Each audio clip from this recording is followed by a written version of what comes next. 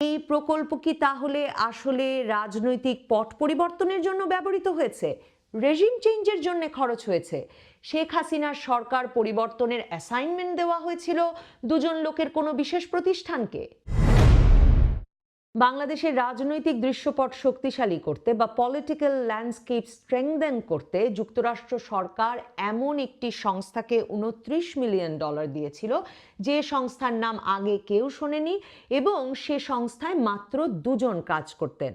এই প্রকল্প কি তাহলে আসলে রাজনৈতিক পট পরিবর্তনের জন্য ব্যবহৃত হয়েছে? রেজিম চেঞ্জের জন্য খরচ হয়েছে? শেখ হাসিনার সরকার পরিবর্তনের অ্যাসাইনমেন্ট দেওয়া হয়েছিল দুজন লোকের কোনো বিশেষ প্রতিষ্ঠানকে?